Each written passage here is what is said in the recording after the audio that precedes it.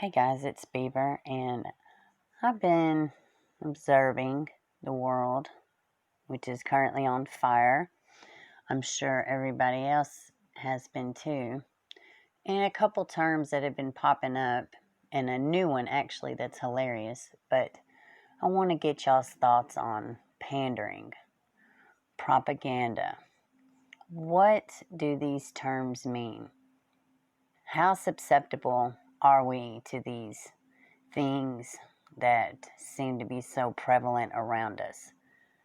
Is there a way to just have your own individual thoughts without it being tainted by pandering and propaganda? How susceptible to propaganda are we? Do we even know that we are being attacked by media, our government? How tense does it have to get before we start taking some of our own responsibility for things and what we take in and what we discard? So I hope everybody enjoys this video. It's kind of all over the place, but our world is all over the place right now. So please comment. Let me know how you feel about this, and like, share, and subscribe. Let's check some of this out. I'm going to start by reading an article out of the Washington Post. This is from February 21st, 2020. Colbert King is the writer. Perhaps I have too much time on my hands, but swirling around in my head are questions such as, how many times in the past 2 years has Senator Elizabeth Warren, a Democrat from Massachusetts, sat down for a meal of collard greens and cornbread as she did recently with the hip-hop artist Benny Starr at Bertha's Kitchen, a black-owned restaurant in North Charleston, South Carolina? And why did former South Bend, Indiana Mayor Pete Buttigieg elect to scarf down a plate of fried chicken, collard greens, and macaroni and cheese with Reverend Al Sharpton at Sylvia's Soul Food Restaurant in Harlem last April? And why didn't Buttigieg, when he was mayor, implement in South Bend his Bollywood National Douglas Plan to confront the institutional racism that African Americans face in criminal justice, healthcare, education, and housing? After all, residents of South Bend's poor neighborhoods have struggles of their own. When did it occur to Senator Amy Klobuchar, Democrat, Minneapolis, to call for a review of old evidence in a case of a 16-year-old black boy who may have been wrongly convicted and sentenced to life in prison for murder when she was a chief prosecutor in Minneapolis? Funny thing about this is that she was also the senator when this Derek Chauvin, it got brought to her attention about some of his conduct, and she chose not to do anything, and he stayed on the force. And now, as the whole world knows, George Floyd is dead now. Anyways, back to the article. Why did Senator Bernie Sanders, independent, conduct a 2016 presidential campaign that he has described on a black radio program as being too white and too male? Why didn't he recognize it at the time? What prompts him to own up to this problem now? It's kind of funny, ain't it, guys? What made former New York Mayor Mike Bloomberg start with all the abject apologies for his stop and frisk program that aggressively targeted black and Latino men for police searches? Why is he now, at every turn, proclaiming his love and respect for women? Guys, this is pandering. This is wanting to be a part of for a narrative, which is propaganda. It comes in all forms. It comes through our commercials. It comes through our consumer goods. It comes everywhere. But politicians and actors, they know how to really lay it on thick. Let's look at some other examples. This is what organizing looks like. That's right. This is what building power looks like. This is what changing the country looks like. It's when we choose to show up and occupy the room and talk about the things that matter most, talking about our future. You know, Reverend, you bring up a funny anecdote, and I'm proud to be a bartender. Ain't nothing wrong with that. There's nothing wrong with working retail, folding clothes for other people to buy. There is nothing wrong with preparing the food that your neighbors will eat. There is nothing wrong with driving the buses that take your family to work. I don't feel no ways tired. I come too far from where I started from. Nobody told me that the road would be easy. I don't believe he brought me this far to leave me.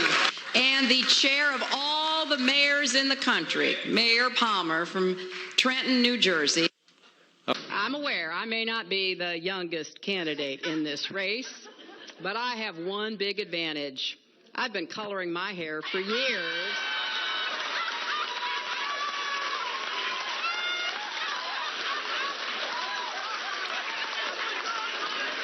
No. You're not going to see me turn white in the White House. All right. So just notice how they just start randomly apologizing for all these things. Like, you don't speak for me. I don't sit behind a mansion with billions of damn dollars. That would be you, elite idiots. It was easier to ignore than to call it out for what it was. Every not-so-funny joke. Every unfair stereotype. Every blatant injustice, no matter how big or small. Every time I remained silent. Every time I explained away police brutality or turned a blind eye.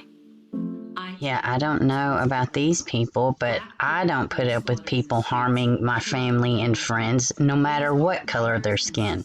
Our friends, our family. We are done watching them die. We are no longer bystanders. We will not be idle. Enough is enough. You're watching your family and friends die?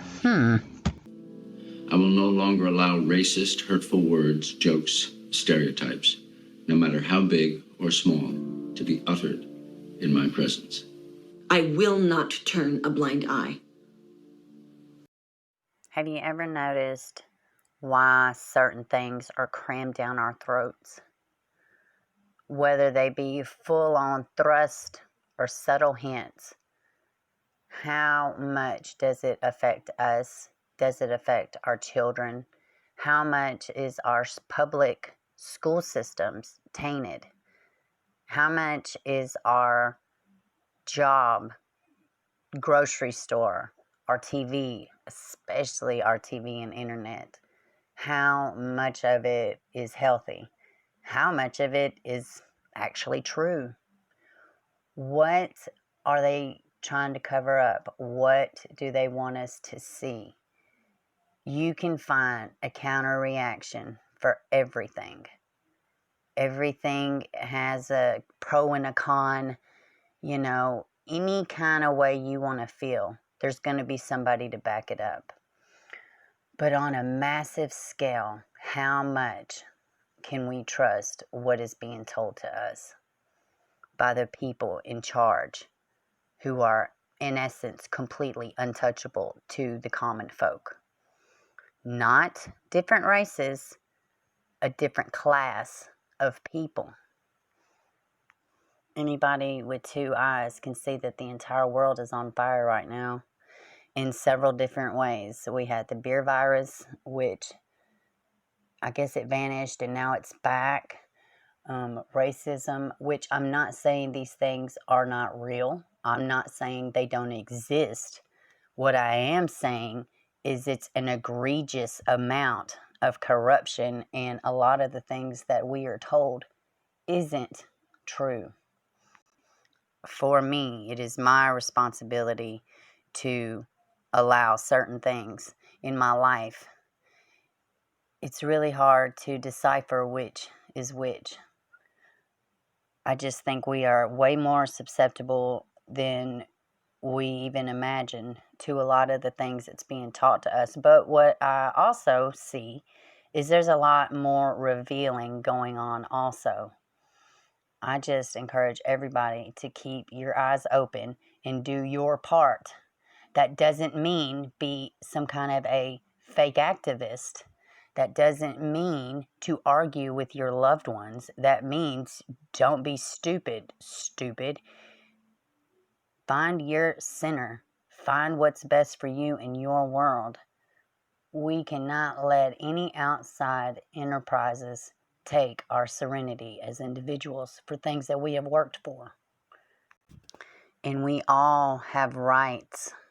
We all have rights, like the right to go to work, the right to walk down the street, being caught any kind of color. Somebody has the right to have mental illness without worrying about the police shooting them down. I 1000% believe that we need reform in all areas. I would challenge the regular person to look at all of our government systems and just see exactly how off balance everything is. If you dig just a little deeper, you will see that our Child Protective Services is corrupt, our politicians are corrupt, our local government is corrupt, and it is a class issue in a lot of ways. For me, in my opinion. So, let me know your thoughts, guys. I hope you enjoyed this video. Comment down below, like, share, and subscribe. Have a great day.